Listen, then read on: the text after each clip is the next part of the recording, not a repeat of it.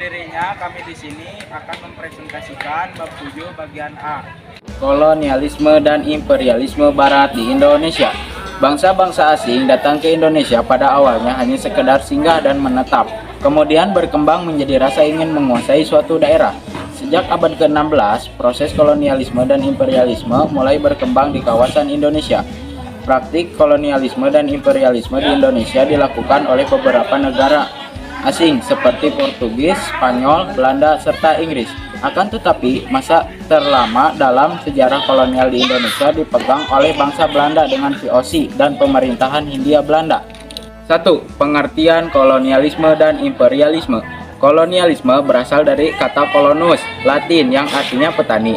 Petani di sini mengacu kepada para petani Romawi yang berpindah untuk memperoleh daerah yang subur. Setelah memperoleh daerah tersebut, penguasa dari daerah asal petani itu menganggap daerah yang baru sebagai daerah kekuasaannya.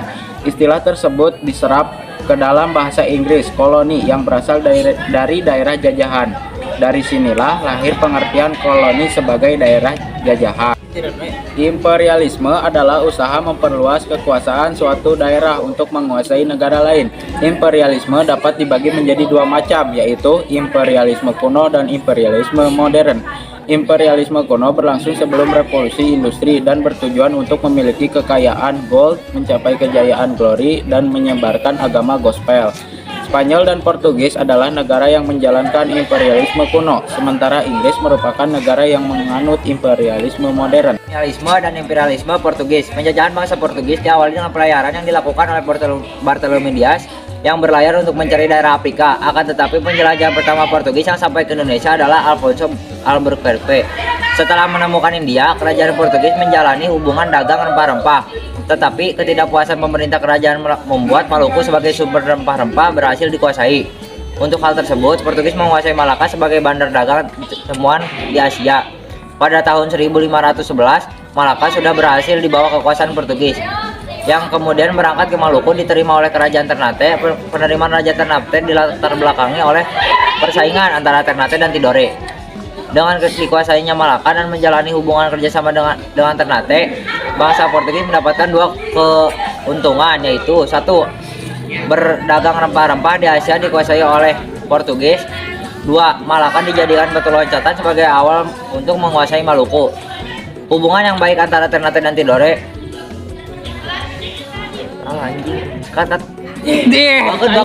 Hubungan yang baik antara Ternate dan Portugis selain memperlancar perdagangan rempah-rempah juga dirasa menguntungkan kerajaan Ternate terhadap kerajaan lain, mana Ternate meminta perlindungan dari ancaman Tidore dan Portugis monopoli seluruh perdagangan rempah-rempah di Ternate. Kenyataan langkah tersebut menjadi bumerang bagi Ternate. Hal ini karena aliran dagang rempah-rempah yang dimiliki sepenuhnya oleh Portugis, di mana penjualan rempah-rempah ditemukan harganya oleh Portugis. Hak monopoli ini membuat rakyat mengalami kemelaratan dan kesengsaraan. Selain di Ternate, Portugis juga mengembangkan sikap monopolinya di beberapa daerah seperti di Samudra Pasai. Portugis berhasil membangun bentengnya sekaligus memperoleh hak berdagang lada. Di Minangkabau, Portugis mendapatkan keuntungan dari penjualan lada. Portugis sempat mendapatkan hak dagang di Pajajaran sebelum digagalkan oleh kerajaan Demak. 3.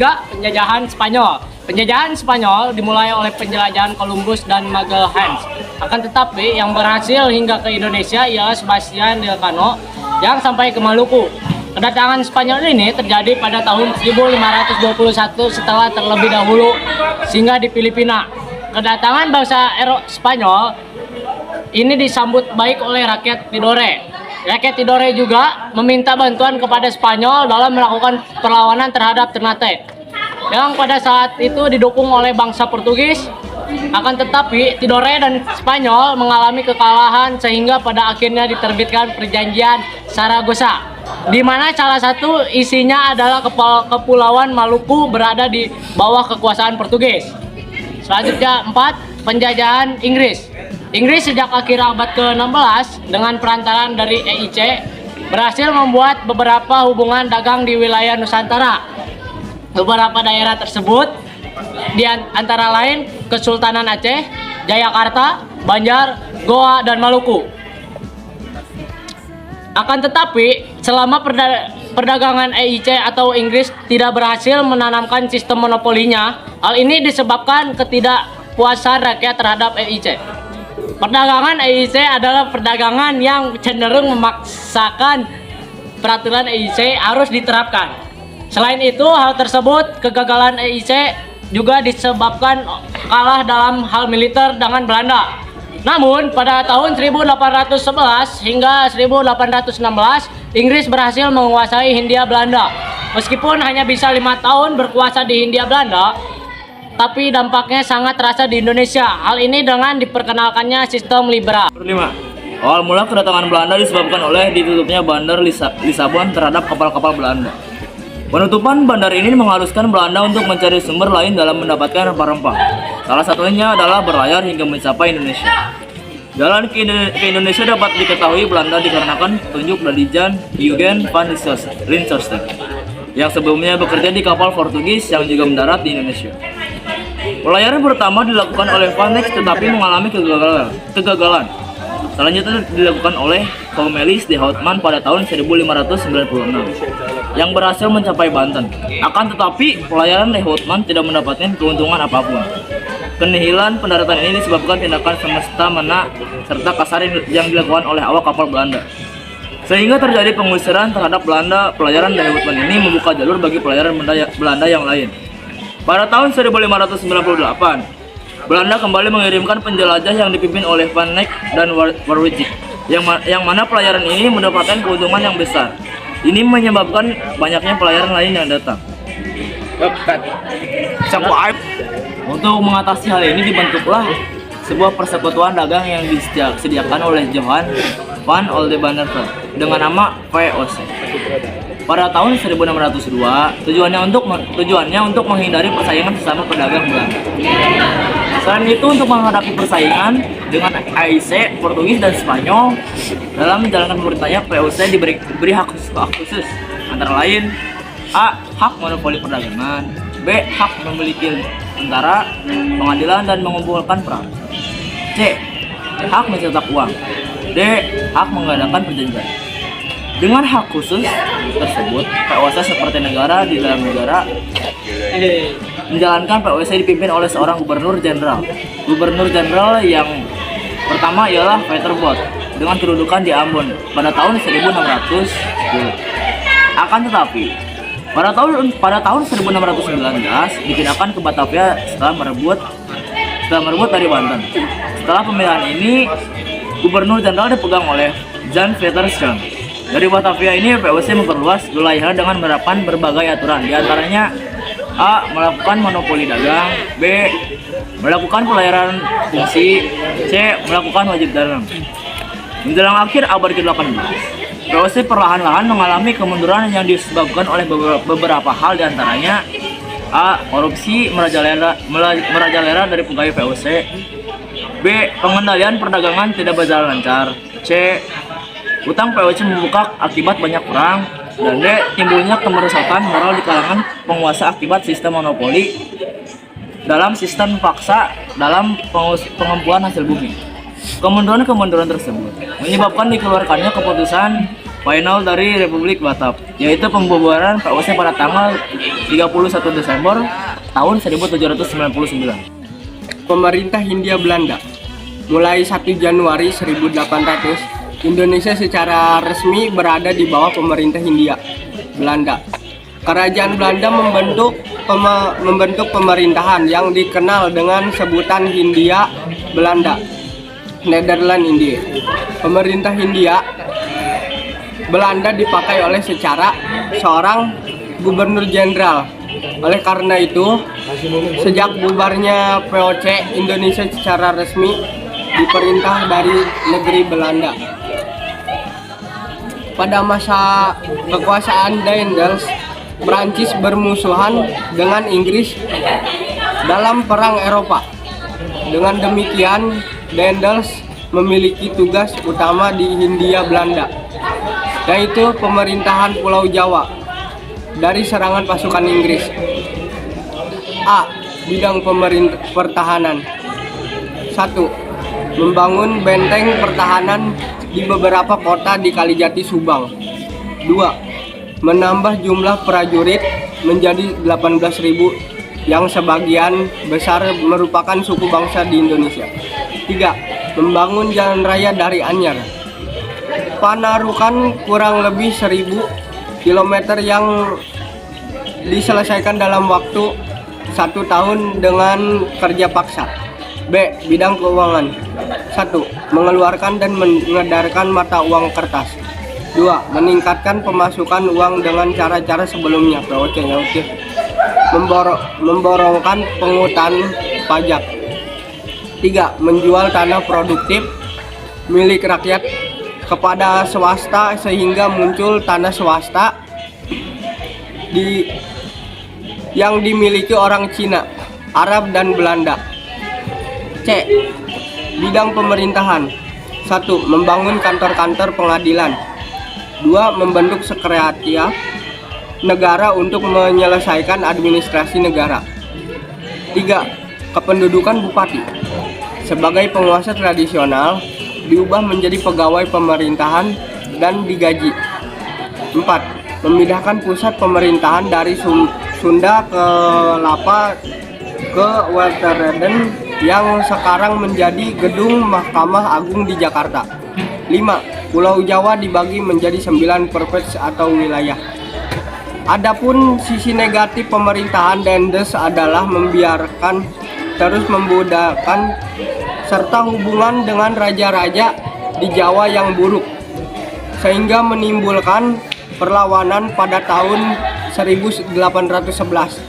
Dendels ditarik ke Eropa dan digantikan oleh Gubernur Jenderal Jensen yang semula bertugas di Tanjung Harapan, Afrika Selatan. Jensen ternyata tidak mampu menahan serangan Inggris sehingga menyerang di Tuntang. Jensen pun menyerahkan dan mendatangi pemindahan kekuasaan di Tuntang.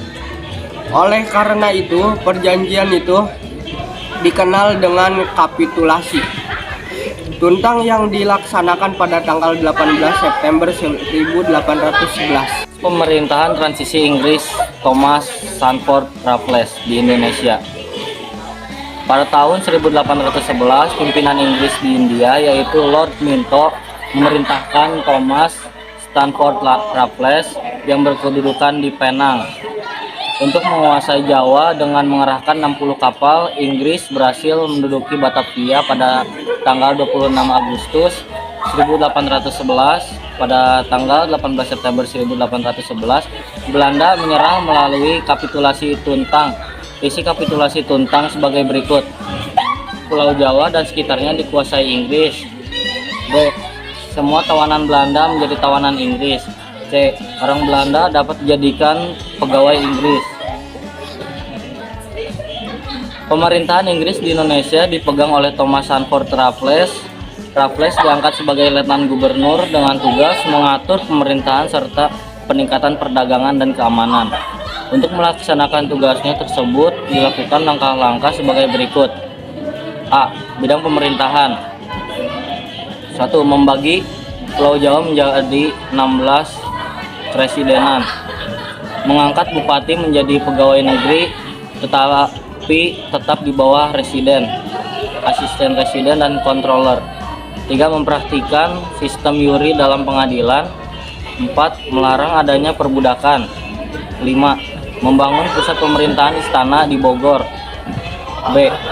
Bidang perekonomian dan keuangan. 1. Melaksanakan sistem sewa tanah.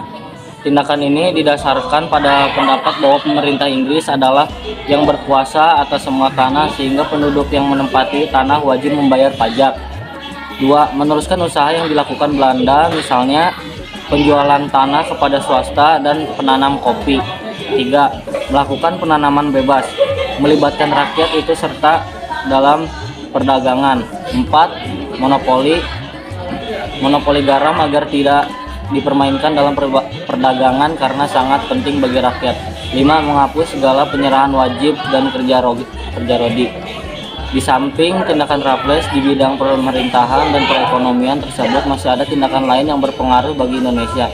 Selain pengusaha, Raffles juga seorang sarjana yang sangat tertarik dengan sejarah dan keadaan alam Indonesia. Tindakan yang dilakukan Raffles antara lain: A. Membangun gedung Harmoni di Jalan Majapahit, Jakarta untuk Lembaga Ilmu Pengetahuan yang berdiri pada tahun 1778 bernama Batavia's Genootschap.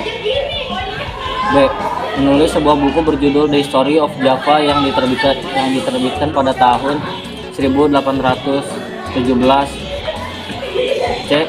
Namanya diabdikan pada nama bunga bangkai raksasa yang ditemukan seorang ahli botani bernama Arnold di Bengkulu, dan Raffles adalah gubernur jenderal di daerah tersebut.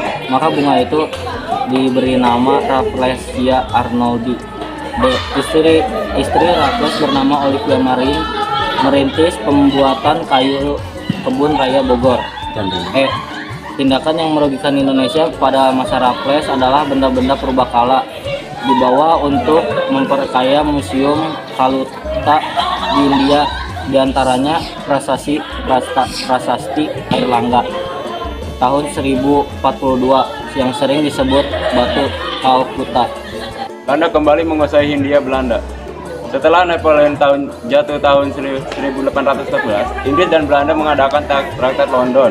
Traktat tersebut menyatakan bahwa semua daerah jajahan Belanda yang direbut Inggris dikembalikan kepada Belanda, kecuali Kap Kolonis dan Sri Lanka. Sejak saat itu, pemerintahan Hindia Belanda dipegang Komisi Jenderal. Adapun anggota Komisi Jenderal adalah Eloit Busquets dan Van der Capellen. Setelah masa Komisi Jenderal selesai, dilanjutkan oleh Gubernur Jenderal Van der Capellen dan Busquets Gigisnes. Pada masa merupakan periode penterangan antara sistem konservatif sistem liberal. Tanam paksa 1830 sampai 1870. Sistem ini dibentuk atas perintah dan saran dan Den Bos, kemudian diangkat menjadi Gubernur Jenderal di Indonesia. Tujuan dari tahun paksa adalah untuk mendapatkan keuntungan yang besarnya guna menutup negara kosong dan membayar utang-utang Belanda. Caranya dengan mengusahakan tanaman komoditas ekspor untuk ditanam di Indonesia. Dampak tanam paksa bagi Belanda antara lain: 1. Kas Belanda yang tadinya kosong menjadi terpenuhi. 2. Penerimaan pendapatan melebihi anggaran belanja. 3. Belanda tidak mengalami kesulitan keuangan lagi dan mampu melunasi utang-utang Belanda. 4. Menjadikan Amsterdam sebagai pusat perdagangan hasil tanaman tropis. Dampak tanam paksa bagi Indonesia antara lain: 1. Menyebabkan tekanan fisik maupun mental bagi rakyat Indonesia yang berkepanjangan. 2. Jumlah penduduk di Pulau Jawa menurun drastis karena banyak yang kelaparan dan kematian karena sistem tanam paksa itu. 3. Pertanian terutama hasil padi mengalami banyak kegagalan.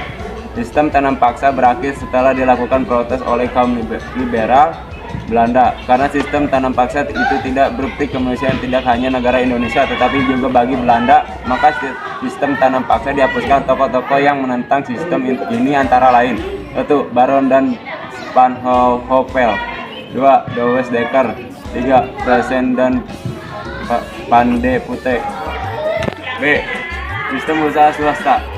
Sistem tanam paksa dihapuskan pada tahun 1870, diganti dengan sistem usaha swasta yang bersifat liberal. Praktik-praktik kolonial pada masa 1870 sampai 1900 menimbulkan kemerosotan kesejahteraan. C. Politik etis.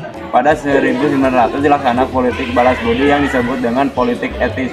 Politik etis terdiri atas irigasi, emigrasi, dan edukasi yang terkenal dengan Trias Van de Venter. Dan presentasi dari kelompok kami, kurang lebihnya mohon maaf jika ada kesalahan. Wassalamualaikum warahmatullahi wabarakatuh.